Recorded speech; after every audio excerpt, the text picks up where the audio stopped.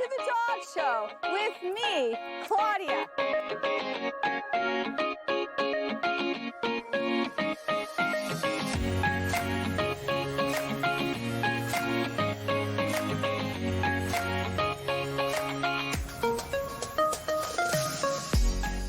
Hey everybody, this is Claudia. This is the Dog Show. Welcome. I'm so excited today because we're going to talk all about puppies. If you love dogs, if you're thinking about getting a dog, this is going to be a great episode for you. With me, I have my special guest, Maggi Burrt from Tailspin Pet Works in Toronto. Welcome, Maggie. Hi, Claudia. Thanks for having us. So, Maggie, how did you get into dog training? It's a bit of a roundabout story, so I'll be quick. I started out working at a clinic at the front desk, really liked the people and the dogs and the cats.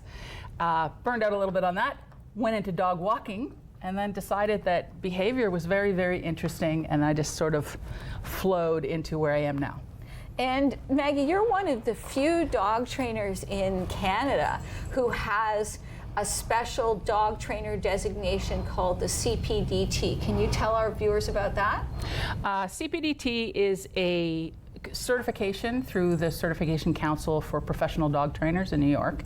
You write a test, and you have to have a 300 hours, I believe it is, of experience in order to write the test, and then you get certified.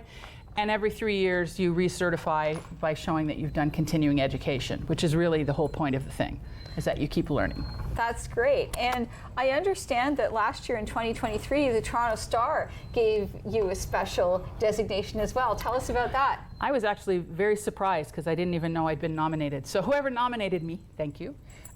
I received the Platinum, which is the highest award, Best Dog Trainer in Toronto from the Toronto Star Reader's Choice Awards. So that was a big thing. It's a big thing. I was very excited. And Maggie's also the best dog trainer as far as I'm concerned. So, because Maggie's helped train all of my dogs. And we also have an extra special guest today. We have a puppy. Who's this, Maggie? This is Chaplin. And he's, sorry, I'm keeping him distracted because he's a little busy right now. He's an 11-week-old, we think, cockapoo, who is a rescue foster with me through Just Paws Animal Rescue. And he is looking for a home. I'm sure there's people have already applied, but he's 11 weeks old, so he's pretty busy at the moment. Lovely little dog. I can see that. He's a real cutie. So Maggie, what are some of the things that people who are thinking about getting a new puppy or a rescue dog, what are the things that they should think about before they make that decision to bring a puppy or a dog into their home? Well, I think a lot of it is they have to realize that dogs and puppies, one, cost time, and two, cost money. So you need to be prepared to take on an animal for 12 to 15 years, generally, especially if you're getting a puppy, and be prepared to put the work in to make sure that they're good canine citizens.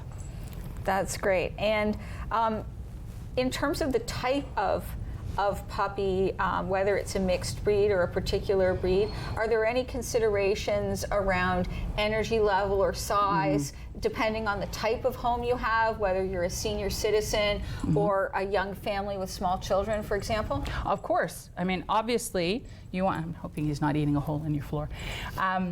You want to consider activity level of the family, age, size of the breed, and what energy level they have. Like a lot of the hunting breeds have higher level energy than, say, the Mastiffs would. You really want to make sure that you do your research. Even if with a mixed breed, you want to look at the individual dog and see if they're a fit for your home. Okay, and when you bring home a puppy, good boy. You know, a lot of times the puppies come and you're told they've already seen a veterinarian. Do you think it's important for new puppy owners to bring them to the vet? Personally, yes. I think if you are planning on getting a puppy or a dog, you really should, one, if you don't already have a relationship with a veterinarian, you should be making an appointment for your first puppy visit, even if they're not due for vaccines yet, so that they can go in, get lots of cookies, meet the vet, get a general physical exam, and you know you're covered if, you know, for any reason the animal is sick and you catch it early. Right, and I remember when I brought my puppy Goldie home, she had some real health issues with diarrhea in those early days. So you don't know what's going to happen, and getting them checked right away is really important. Now, Maggie, in terms of what you need to do to prepare your home, let's say you're a family that has an infant coming home or already have small children. What are your tips for making that child home puppy friendly for your dog child? Well, the biggest thing is if you already have a dog existing and you're bringing home a baby, which is I'm assuming is what you mean. Because if you already have a puppy and you're having a baby, that's a lot at one time. I don't recommend that.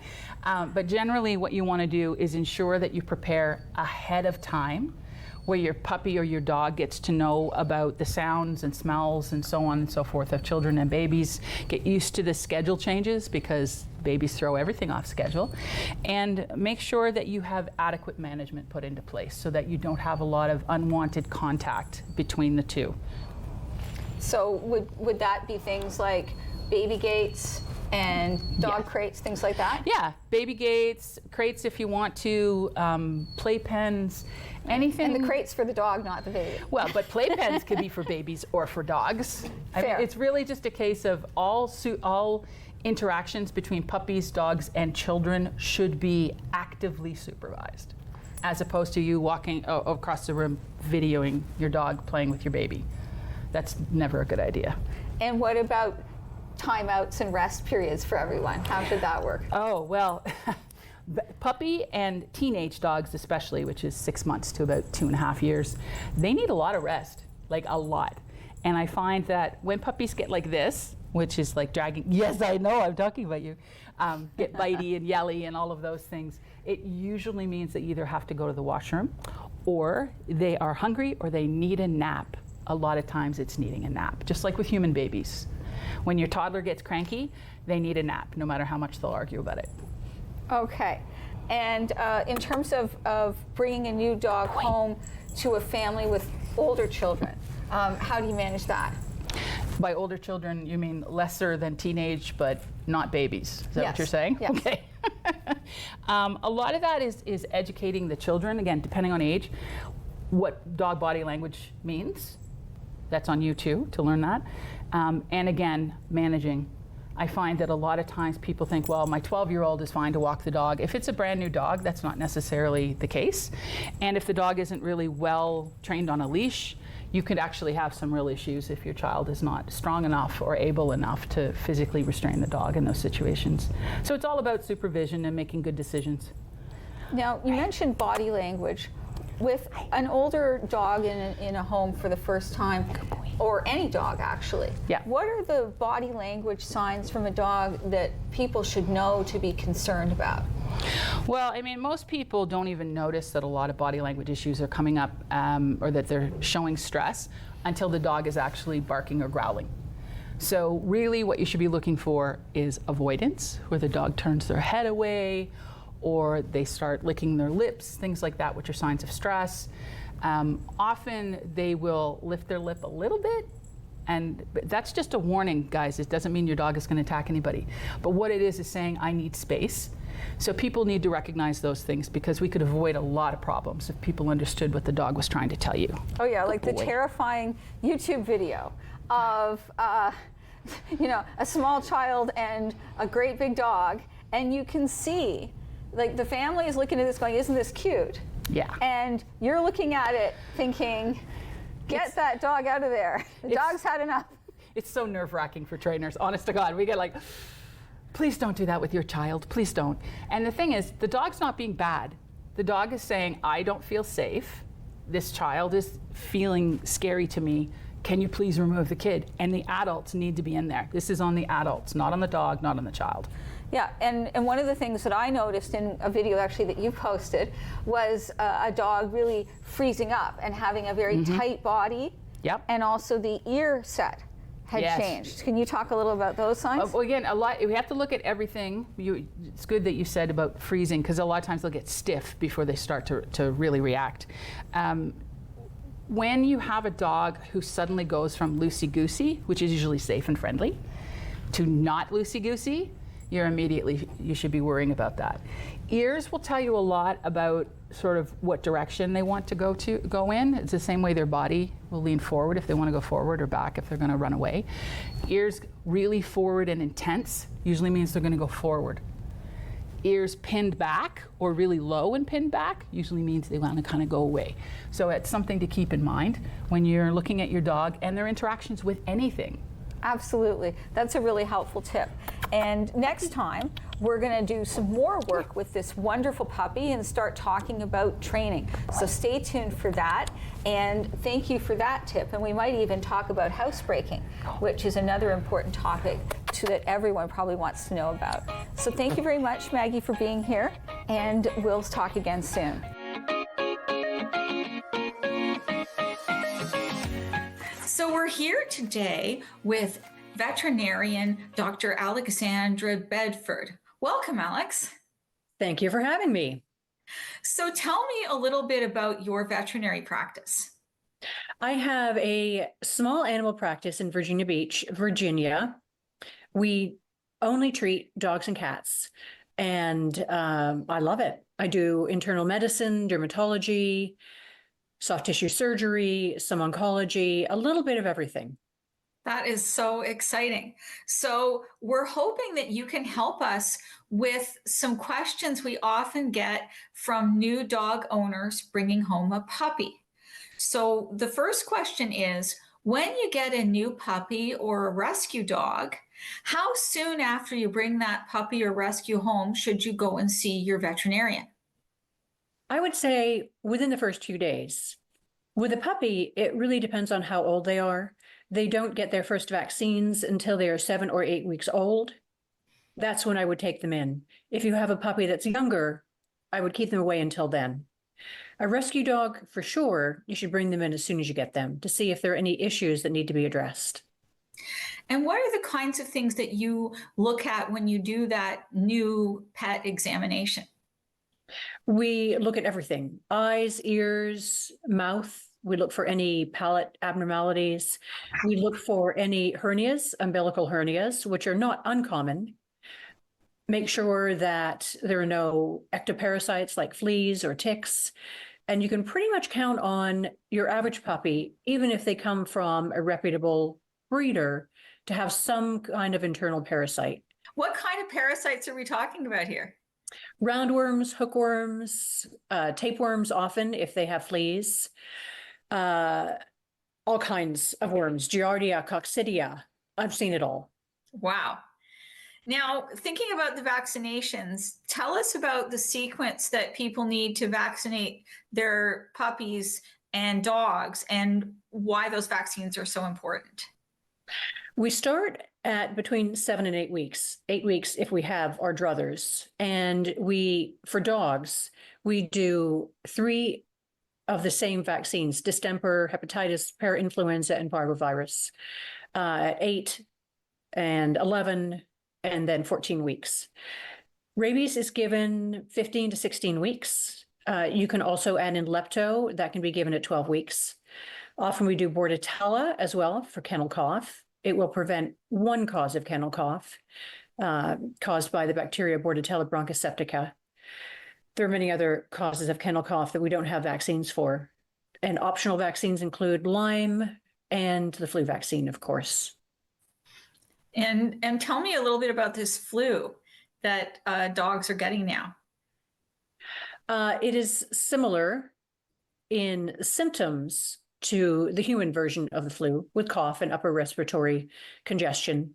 It's a completely different virus, so you cannot catch dog flu from your dog, Okay. nor can it catch flu from you. The vaccine is very effective and it works. But as we all know, the flu virus does tend to mutate very quickly and rapidly, and that's no different for the dog version. But it's important that they get vaccinated for that, especially if you're going to have your dog around other dogs in boarding facilities, traveling, dog parks, or dog shows. Now, what about rabies? When does a puppy get a rabies vaccine, or do they need to be a young adult? Between 14 and 16 weeks. I know that a lot of dogs in shelters get it a lot earlier than that, just as a preventative measure. But generally, it's labeled to be given between 14 and 16 weeks. And it takes about 28 days to actually reach peak efficacy. So we don't recommend that you let your dog run around the bush until they're about 5 months old. Okay. And what do you think are the most important things that people should do with a new puppy or a rescue dog that they bring into their house? Socialize. Socialize with people and other dogs and cats, if there are any cats in the house. And training is also very important. Diet is crucial. If you start them out on a good and healthy diet, a good quality dog food, don't feed any human food other than things like carrots, apples, green beans, which you can put in the freezer for teething, and healthy fruits like watermelon, apple, pear. Those kinds of things are fine. But other than that, no human food. Yeah. And of course, owning Labrador retrievers, I'm guilty when I'm listening to you. I'm like, oh my God. Because labs will eat everything with a lab is food until proven otherwise. Otherwise, So, absolutely. so Yes. my dogs eat all of that, but they'll also steal a cookie from a child. But we don't Right. encourage that. No, And no, just like with children, if they get used to eating the healthy things, those will be presumably the things that they'll want. exactly. Yes, a lab will eat pretty much anything. I just took a Kong ball out of one the other day. Yeah, and I had one eat 5 socks. So Absolutely. it's No just sauce. it's just a comedy show with the labs. Which But brings they're up also another good point. Make sure that you don't have any socks lying around the floor that your puppy can get into, yeah, or I anything think else that they could pick up and eat. yeah. Do you recommend in terms of things like housebreaking, do you recommend crate training or how do you approach that with your clients and their pets? Well, it's important to understand that a puppy physically is incapable of holding its bladder until it reaches a certain age. So it will pee around your house, but not deliberately. It's only because it has no other option.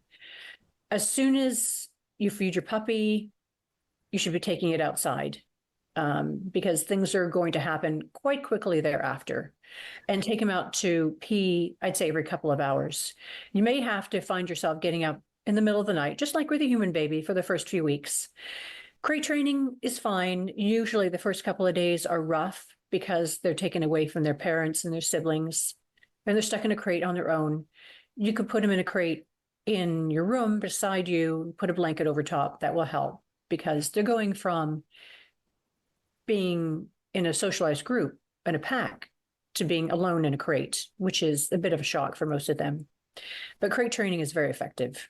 And a lot of the times, if you start when they're a puppy, you will find that they voluntarily go to their crate as a safe space.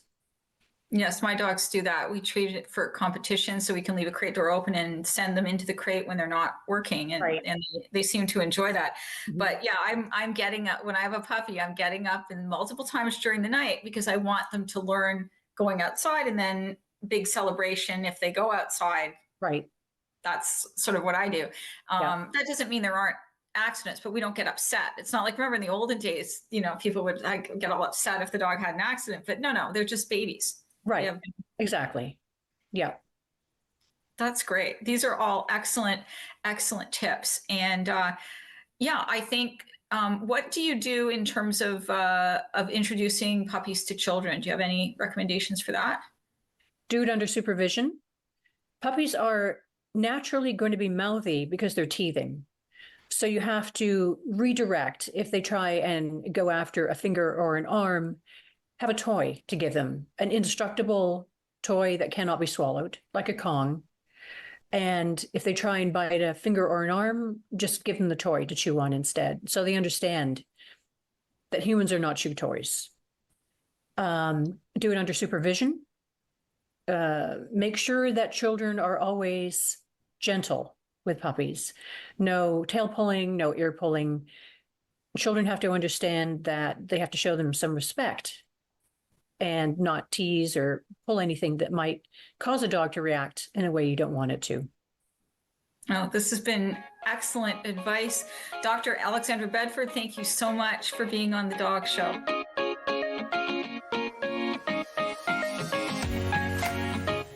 So we've got Carolyn Goudreau here. Carolyn, who's there with you? I have Jib, which is the lighter one, and then this is Rudder. Rudder is the darker one. And what kind of So they're dogs are these for our audience? They are both golden retrievers. Jib actually hails, his dad hails from Canada, and Rudder hails from Connecticut. And how long have you been working with dogs? I had my first golden retriever when we first got married in 1994, and he lived to the ripe old age of 12, believe it or not. And we got another dog, and I said, this time I want to do something different. So started out in competition obedience back in 2005 and haven't changed. Have stuck with the sport. Love the sport, love the connection that it builds with my dogs. They make for very great companions in the house, out in public, and it just keeps them involved rather than being couch potatoes and training me. I am training them. So it has worked out to be a passion and a hobby that I love to share with people. Well, that's fantastic. Now, how long, I bet people wonder, how long does it take to train a dog for competition? And what age do you start working with them? So the amount of time is endless. It is something new, something different every day.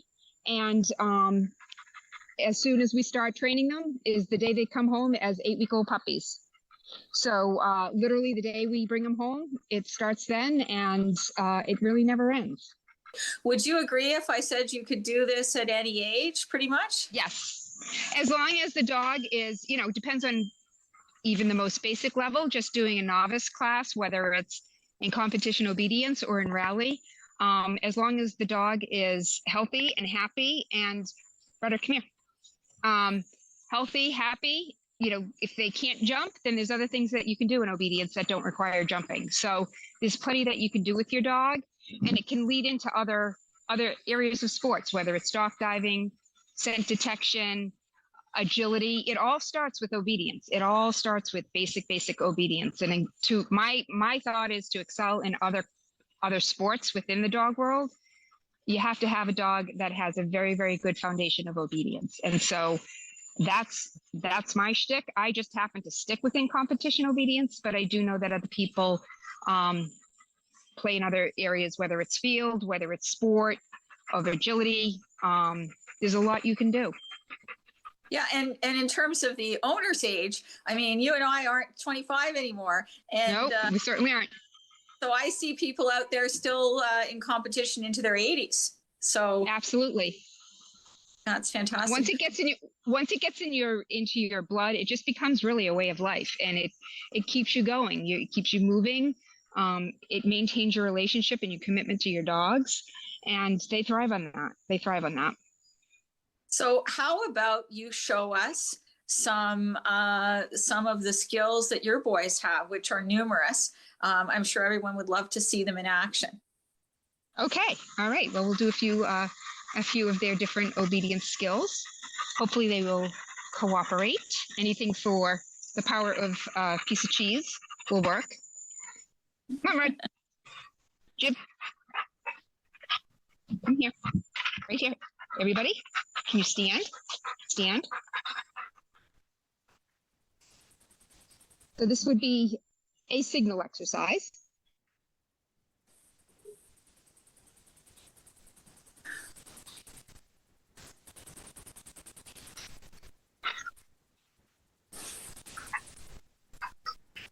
Good boys. You got to sit, Retta.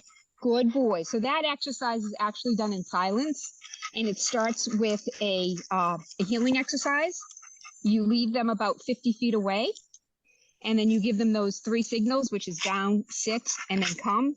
And that is all signals by the handler at the judge's command, which is also silent. So again, they have to have attention.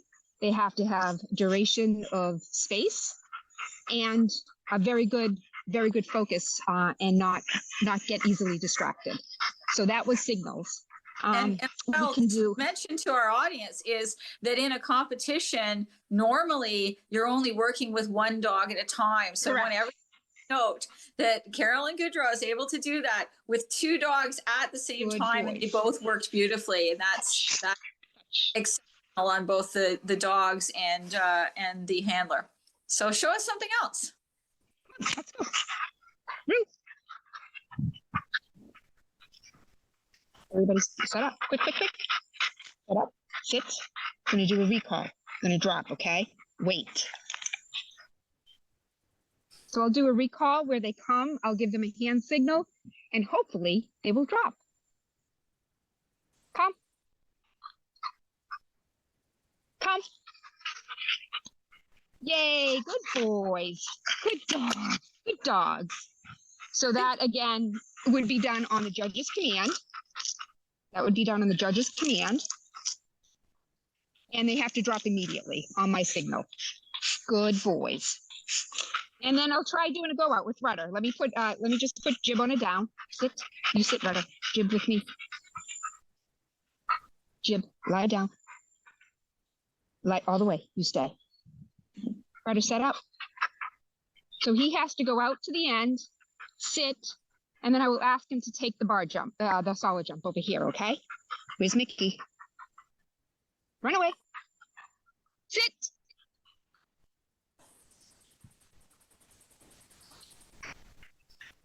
Yay, good boy, good boy. So he went a little bit over to the left that time, so that wasn't exactly accurate, but he did the exercise. Good boy. But that, they must go all the way on your command and sit when you command them to sit. Good boy. And we should tell everyone that there are several levels of dog obedience. Yes.